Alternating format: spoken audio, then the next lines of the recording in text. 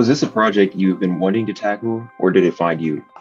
This had to be done. Most of the stuff we do is deep in history, but this is a contemporary problem that is not unique to anyone in history. It's just at epidemic levels. And so it just requires our attention in that regard. And I think Chris and Erik and Julie and their team have done a magnificent job.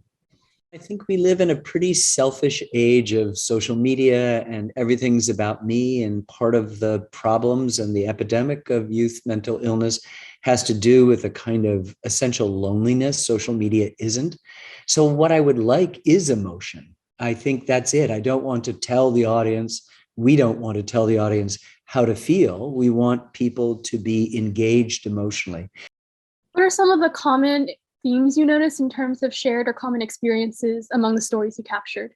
It's hard to put my finger on that. As I look at the film, I think what's so unique is that impulse to share.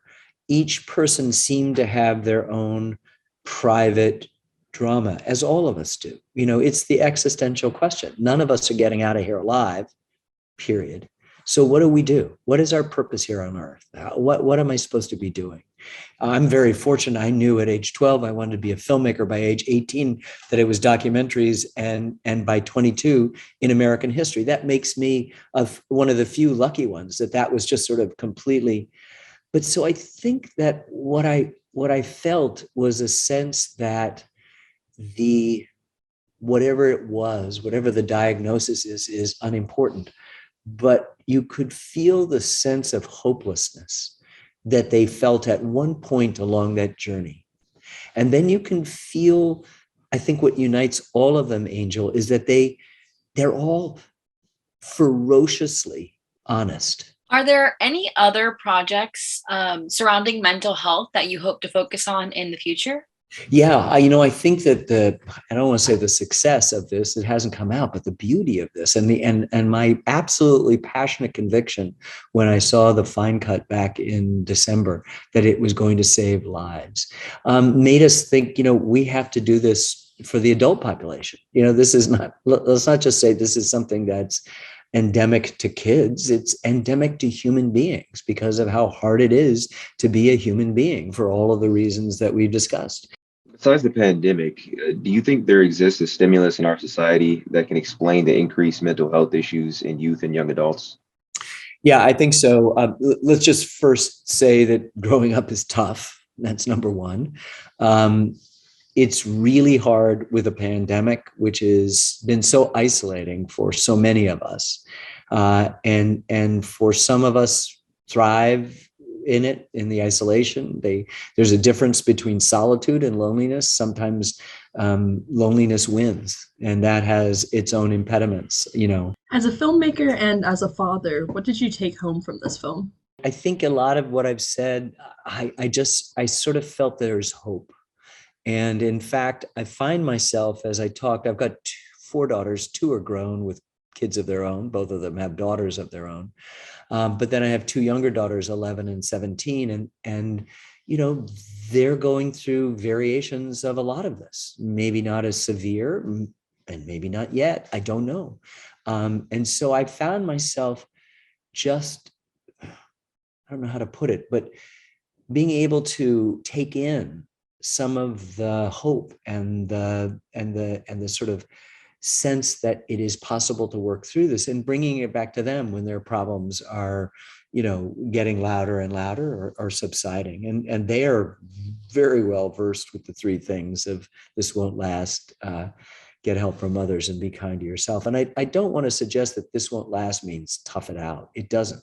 It just means that the hopelessness that attends the sense of that moment, the terror of that particular moment, will change and morph in some ways. And the second thing is really important, that we need to tap the resources. We need as a country to not pay lip service to mental illness as we mostly do, but to actually do it. And it's so heroic to see in the film, not only the way the various witnesses described their journey and the honesty required to do it, and the amount of pain they suffered in the course of it is almost I'm not sure it's unavoidable, but it seems in the case you just got to go through and live with this, just how heroic some of the people, the therapists were that were able to help them, the teachers who cared about them, the people who were able, the family members who were trying to come to terms with it. All of that tells us that we're all not independent free agents, but we are all bound to each other. And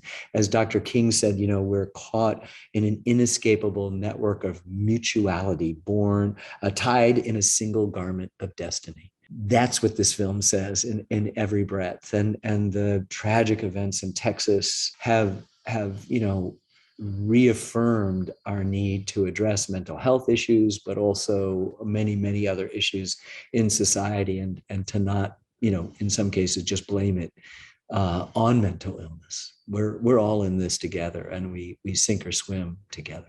And if the gun advocates are right, we should be the safest country on earth, and we are not.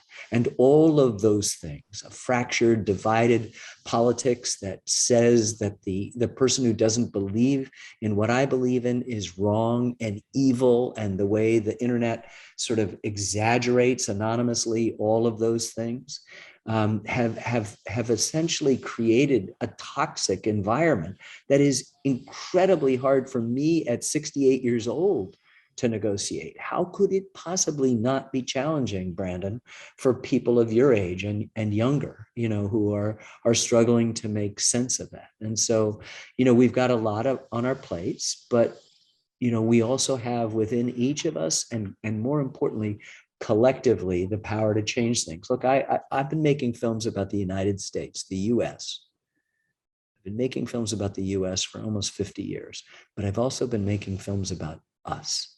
That is to say, the two-letter, lowercase, plural pronoun, all the intimacy of us and we and our, and all of the majesty, the complexity, the contradiction, and even the controversy of the United States. It's been a beautiful space, complicated to occupy, but it's been my beat, the thing that I'm interested in. And I think that gives us the possibility, by studying the past, to know a little bit about where we've been in order to know where we are and where we may be going. And that is the healthiest thing I can think of.